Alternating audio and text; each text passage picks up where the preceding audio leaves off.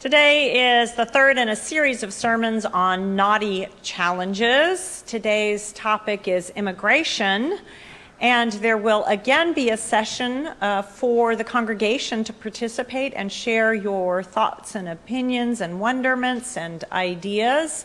Because I have confirmation right after church today, that conversation will happen tomorrow at 5 o'clock by Zoom. And you can go to the website and the calendar, and the Zoom link is there. I think I also posted it in the notes from the River Green if you still have that email. In Bridgeport, Connecticut, where I served for a number of years, there were two Hungarian churches, UCC member churches. If you recall, when I did the history of the United Church of Christ, I talked about the four main branches that came together. Well, there was among the many little branches out there a Hungarian Reformed Church that joined the German Reformed Church under a special agreement that enabled them to retain their particular culture. And in fact, they have their own conference, which is the only non-geographical conference of the United Church of Christ, called the Calvin Synod. So you can even hear in that some of their culture is retained. And they have, as a head of the Calvin Synod, the only bishop who is ordained in the United Church of Christ. So we worked pretty hard on that piece of welcoming.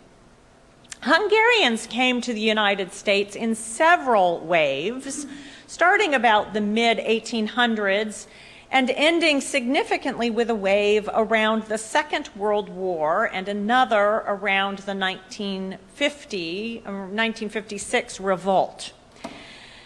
Now, these two Hungarian churches still had many Hungarian language resources, such as Bibles and hymnals.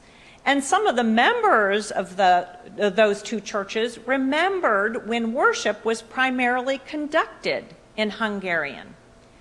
The shift to English happened somewhere in the 70s, when more and more of their members became second generation, third generation, and so on, and lost their Hungarian language fluency. Now, it has always been the case that when first generation folk come to this country, there is this uneasy bridging between the culture at home and the culture here. Such immigrants have always sought resources in their own language and cultural experience that harken back to their homeland and help them bridge that time when language acquisition is slow and difficult. I am sympathetic. While we were not immigrating, when Greg and I moved to Japan, we worked hard to learn Japanese. Brain science will tell you both the challenge and the benefit of learning a language late in life. In contrast to those who immigrate young or are second generation, who assimilate in surprisingly quick ways, in ways that often are troubling to their own parents, that language acquisition is slow for first generation. And so I experienced that too when my family moved to Germany, and I was 9 years old and plunked in a German school and was fluent in about 8 months' time. For neuroplasticity. In broad swaths of America, we forget that languages are many and cultures rich, and that experience is hard to learn and unlearn. And for those of us whose families came 3 to 4.5 centuries ago, it's especially easy for us to forget that except for Native Americans, we all came to this country as immigrants, refugees, or slaves. Immigrants today comprise a larger share of the population, than any time since World War II, but still the foreign-born share today is roughly the same it was during the 19th and 20th century, when about 15% of residents were born in a foreign country. Currently, about 1 in every 8 U.S. resident is foreign-born. The largest immigrant population is from Mexico. That's about 25.6%. China, 6.3%. India, 5.8%. The Philippines, 4.5%. And El Salvador, 3.1% of our foreign-born immigrants. Now, migration has been a part of human experience from the very start. While travel over long distances was far more difficult before the advent of trains and cars, people have always been motivated to make a better life for themselves, or to seek adventure, or they have been subject to the displacement of wars and political process that caused them to be exiled. Now, our scriptures are simply chock full of such migrations. Adam and Eve, exiled from the Garden of Eden. Cain, migrating to Nod. God asking Abram to leave his home of Ur and go to Haran and later to Canaan. Abraham later going to Egypt with Sarah to flee famine. Hagar and Ishmael were sent to the wilderness around Paran. Jacob fled Haran to escape his brother Esau's anger and ended up staying there for years before returning to his homeland of Canaan. Joseph was sold into slavery and taken to Egypt, and later his whole entire family joined him to escape famine. Moses fled to Midian after killing an Egyptian taskmaster. The Israelites fled Egypt. After a long sojourn, they finally made it to the Promised Land. Ruth left her native Moab for Israel.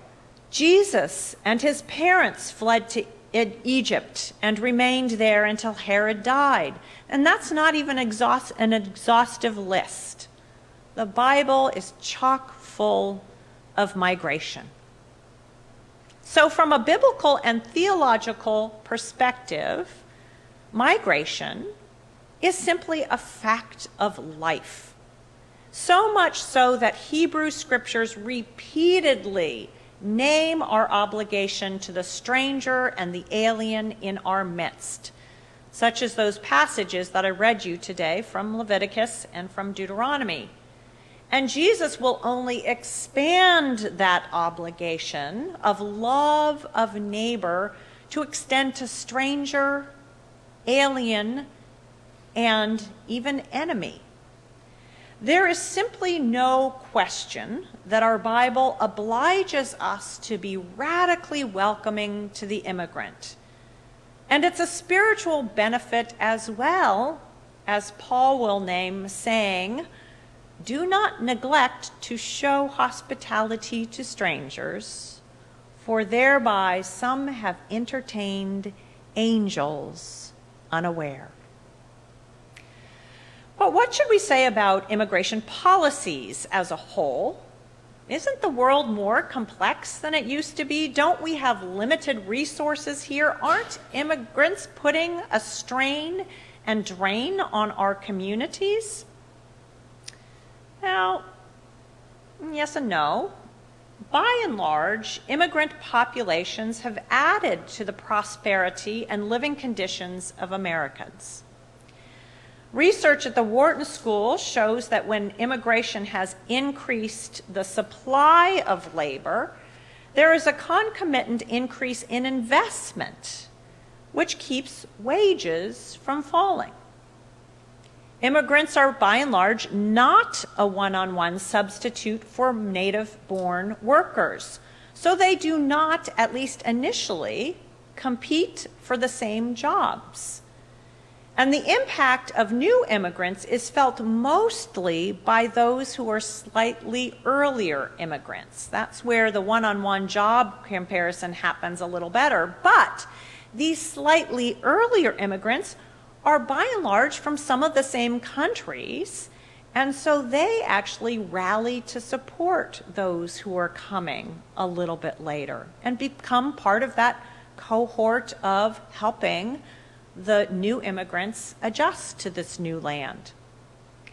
When I served in New York City, we supported a family of 16 Somalian immigrants through Church World Service. Church World Service had a policy of trying to settle immigrants near somebody who was a family member. That was ideal, but if not, at least somebody that they knew from their community, knowing that those old country connections made the adjustment much easier. Now, immigrants spend money in the economy, and they help to increase the demands for goods and services, which is good for existing businesses. And while it is true that some workers, foreign workers, replace U.S. ones, data does not support that happens a lot. In fact, employers are often the ones who are petitioning for high-skill employees that are foreign nationals. That's from a study of the National Foundation for American Policy. And then a study by Brookings suggested that immigrants act as job creators more than job takers and play an outsized role in entrepreneurship. Finally, while we have this natural fear of strangers, it's just kind of ingrained in the human creature, and that may cause us to presume that immigrants are dangerous. The Cato Institute found that immigrants who are documented have an incarceration rate of 0.17% and are 69% less likely to be incarcerated than native-born Americans.